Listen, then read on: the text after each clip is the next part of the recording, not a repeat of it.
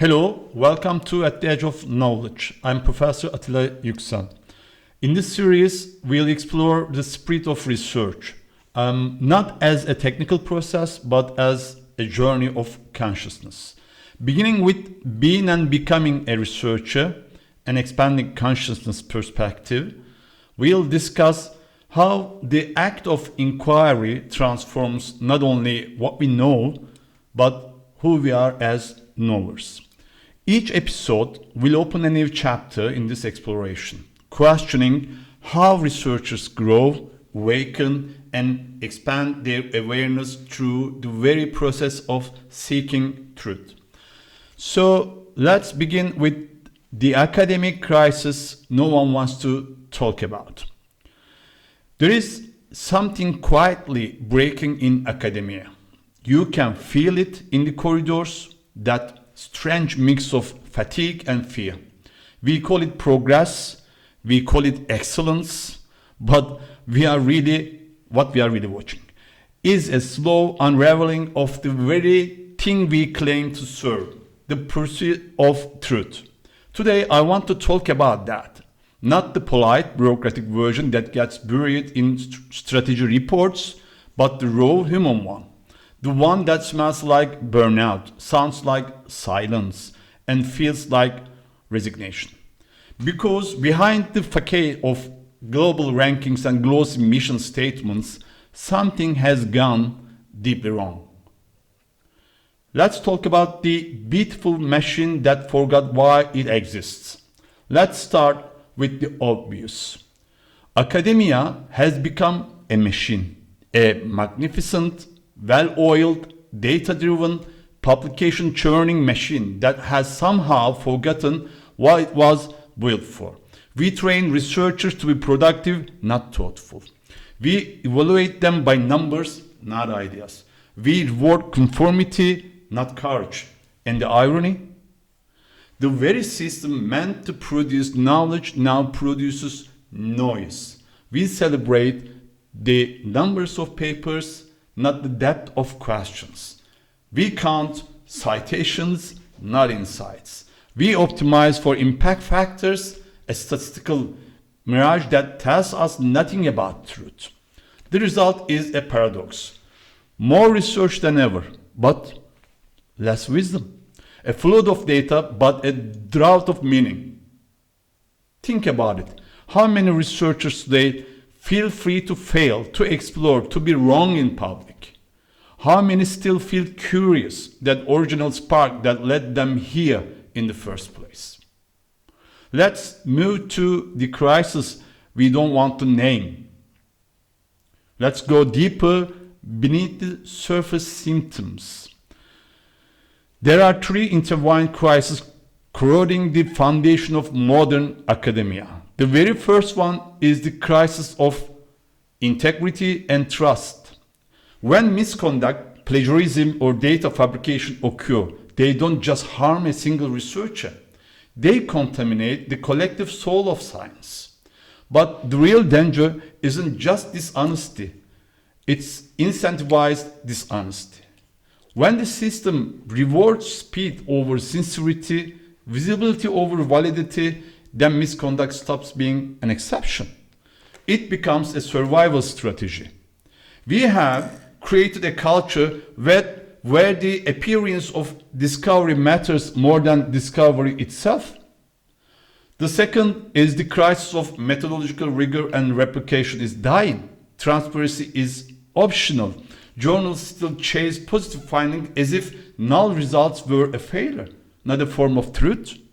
Our methods are supposed to be the skeleton of science, but lately they have become decorative, flexible enough to bend around whatever gets you published. And so we build castles of data on foundations of sand. And the next crisis of human capital and culture. Here, the one no one wants to put in a report, the crisis of people, researchers.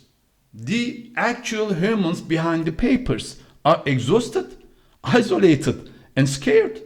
We talk about innovation, but we cultivate anxiety. We talk about excellence, But we normalize mediocrity disguised as safety.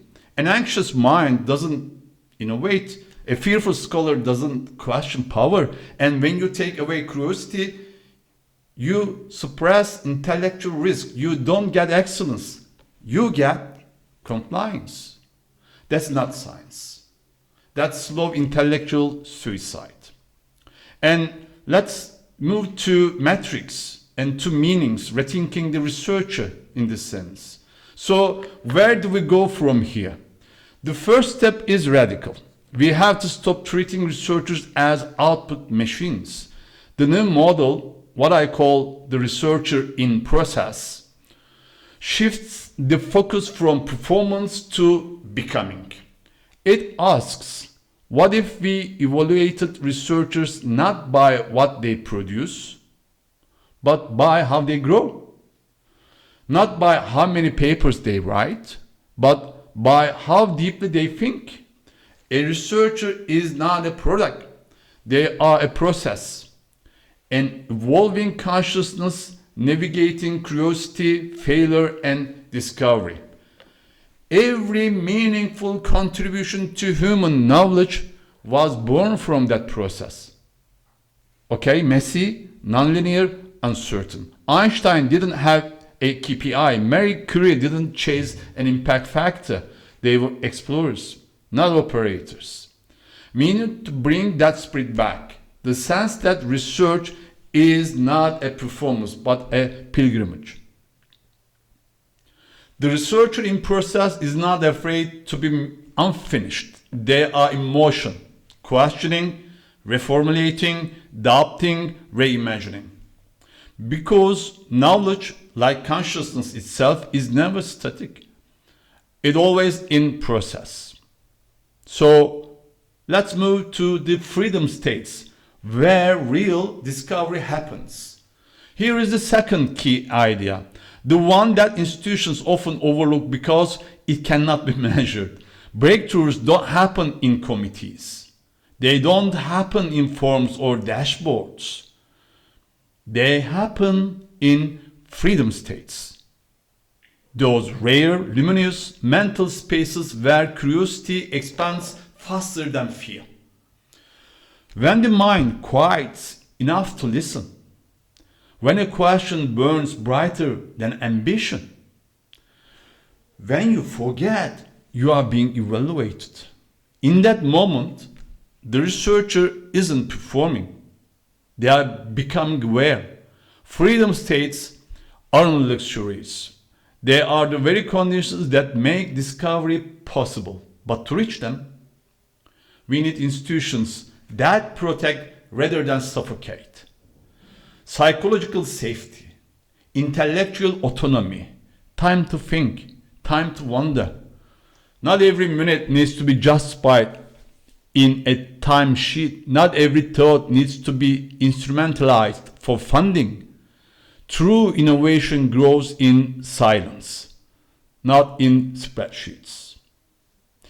Imagine a university that values depth over speed, that rewards humility over visibility, that sees curiosity not as a cost, but as the purest form of devotion of truth. That's the kind of environment where freedom states thrive.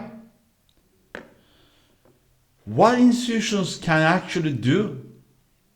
Let's get practical. Building a thriving research culture isn't about slogans or rebranding campaigns. It's about choices, everyday structural choices. First, re-evaluate how we measure performance. If the metrics punish curiosity and failure, they punish science itself. Shift from counting to understanding. Reward mentorship, collaboration, and rigor, not just output. And the second, protect academic freedom like it's oxygen, because it is. Without it, thought suffocates. Universities must defend spaces for dissent, for risky ideas, for uncomfortable truths. That's where the future always begins. And the third, invest in well-being. Mental health isn't charity, it is strategy. No one produces great ideas under chronic stress. If we want resilient institutions, we must first build resilient minds. Third, fund unstructured exploration. Create small grants, protected time, and micro sabbaticals for curiosity-driven work, the kind that doesn't fit into traditional calls or trends. Because some of the greatest discoveries in history came from people who weren't sure what they were looking for, only that it mattered. And from crisis to consciousness. If there is a single message in all of this, it is that the crisis of academia isn't about incompetence. It's about consciousness. We have become unconscious of why we research, why we teach, why we publish. We have replaced the pursuit of meaning with the pursuit of metrics. But we can wake up. Every institution, every researcher, every leader can start by asking a deceptively simple question. Are we expanding consciousness or contradicting it? Because every policy, every incentive, every deadline either opens the mind or closes it. And the health of our academic ecosystem depends on that one visible metric, the depth of awareness behind our actions.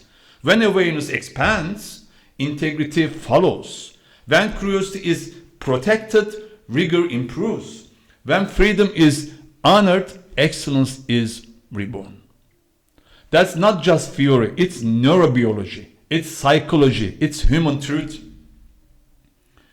The rebellion of meaning. Let's be clear. This isn't just a reform, it's a rebellion. A rebellion against numbness, against noise, against slow erosion of intellectual courage. Every generation of scholars inherits a secret responsibility to renew the contract between knowledge and humanity. Ours is overdue. We must dare to imagine institutions that feel alive again, not sterile, not managerial, but human. Places where young researchers rediscover the thrill of not knowing, where failure is not shameful but beautiful, where curiosity isn't something to survive, it's something to celebrate. That's how we build resilience, not by tightening control but expanding consciousness. If we get this right, we won't just fix academia.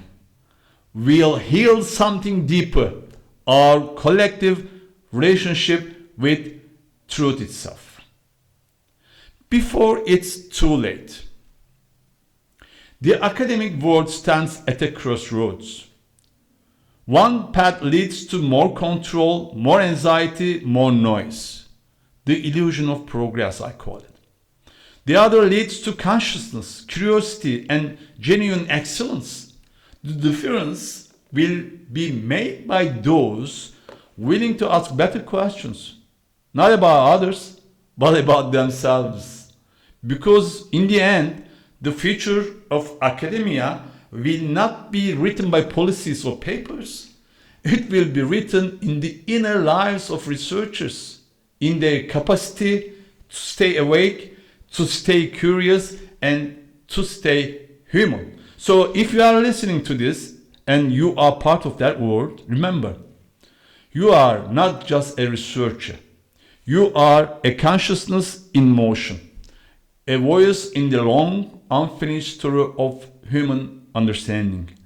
Let's make sure that story stays alive, not just in the record, but in the soul.